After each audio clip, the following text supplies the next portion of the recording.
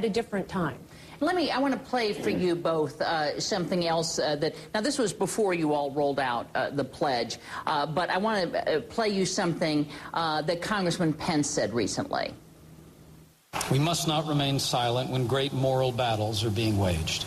We must demand, here and now, that the leaders of the Republican Party stand for life, traditional marriage, and religious liberty without apology.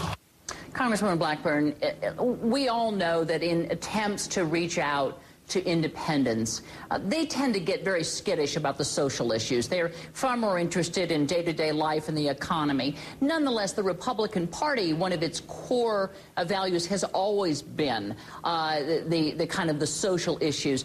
Very little mention of social issues in this manifesto, which again looks political. Why not get out there and say, here's what else we stand for. We're against gay marriage. We don't believe in abortion. Why not do that? Well, in the preamble, we do that. We reaffirm our commitment to conservative values. And Candy, bear in mind what we have done for the past several months. I started my listening sessions last January, and what we've done is listen to the American people.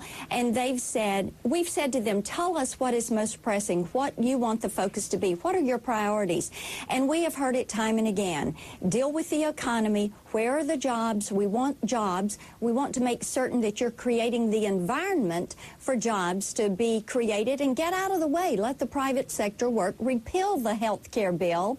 Secure our nation. Make certain that the government is more transparent.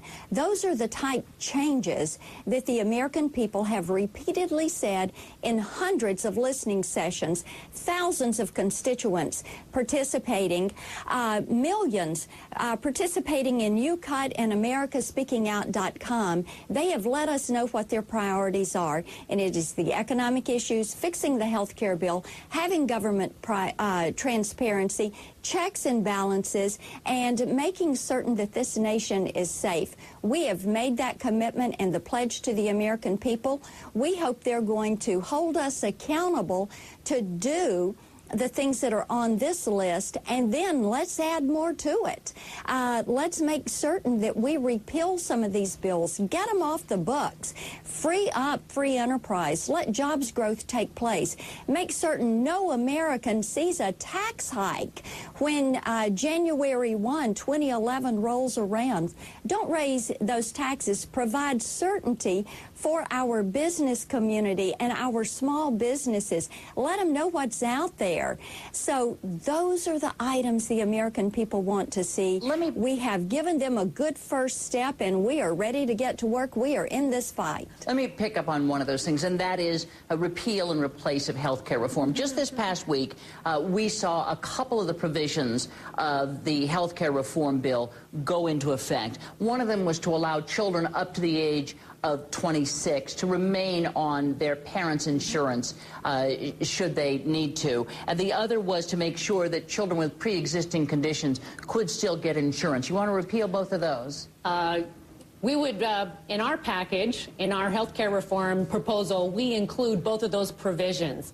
So, yes, we believe that the health care bill needs to be repealed and replaced with better reforms that will actually reduce cost and make sure that people have access. But in our plan, it does include the provision to cover those with pre-existing conditions, raising the age to 26 for children. That is supported by Republicans and Democrats. However, Republicans believe that there's more that could be done to actually reduce the cost of health care, and that we need to have that debate. We need to enact tort reform, medical liability reform. We need to allow small businesses to pool together and access more affordable plans beyond state boundaries. And some of those kind of reforms will go a long way towards bringing down the cost. And right now, we're seeing premiums increase.